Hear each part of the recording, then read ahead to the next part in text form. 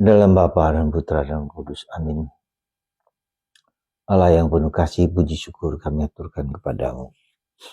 Kami boleh dan diajak untuk merayakan hari raya hati terkudus Yesus. Untuk kami supaya hati kami juga seperti hati Yesus, yang murah hati, yang lembut, yang penuh kasih sayang bagi semua orang yang kami hadapi, kami hidupi. Terpujilah namamu kini dan sepanjang segala masa. Amin. Para saudaraku terkasih dalam Kristus, hari ini gereja merayakan hati kudus Yesus, hari raya hati kudus Yesus,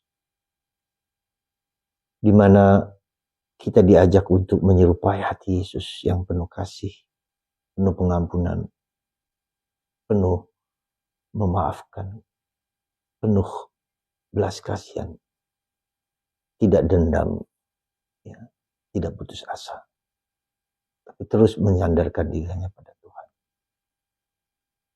Dan itulah yang Tuhan kehendaki bagi kita ketika Yesus menampakkan diri kepada Santa Margareta Alacoque, supaya sebab bakti kepada hati kudus Yesus ini dinyatakan, disebarkan, dibagikan kepada semua orang. Kenapa demikian? Karena pada waktu itu atau sekarang pun juga hati kita tidak cukup berbelas kasih kepada orang lain, menghakimi, menghukum, menindas, menghancurkan ya hati manusia. Ya. Dan itulah supaya kita semakin penuh belas kasih kepada siapapun, apapun, bahkan mengampuni dan memaafkan orang-orang yang melukai ya, hati kita semua. Nampak ketika Yohanes Paulus II mengampuni dan memaafkan Mehmet Aka yang menembaknya dan tidak berhasil. Dia datang ke penjara dan mengampuni, memaafkan, ya, memberikan belas kasihan sehingga kemudian Mehmet Aka kemudian menjadi Katolik dan tinggal di Polandia. Saudaraku terkasih dalam Kristus, betapa dahsyatnya kita kalau mengampuni orang lain. Ya, tidak memendam, tidak menyimpan apa yang menjadi sakit hati kita kepada orang lain. Kapan kita bisa bersikap demikian? Mungkin kita katakan betapa sulit dan betapa tidak mudahnya. Kita ingat akan kata-kata dari Santo Yohanes dari Salib. Intinya adalah mengatakan bahwa di mana tidak ada kasih, berikanlah kasih.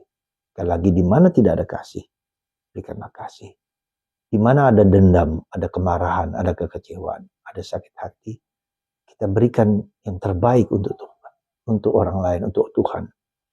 Mengampuni, memaafkan, ya, mencintai. Dan inilah tanggung jawab kita bersama sebagai umat Allah.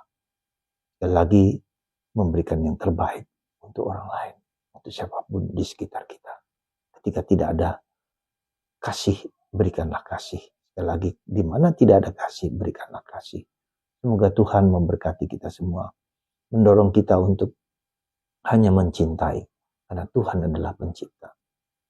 Tuhan kasih kepada kita, maka kita harus memberikan itu. Dan ketika kita sulit sekali mengampuni, kita berkata kepada Tuhan, Tuhan berikan aku rahmat untuk mengasihi, mencintai orang-orang di sekitarku yang melukai hatiku. Ketika aku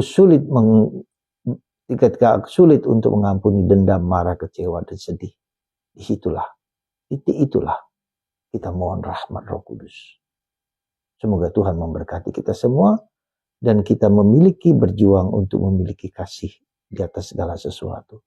Bapa, Putra, dan Roh Kudus. Amin.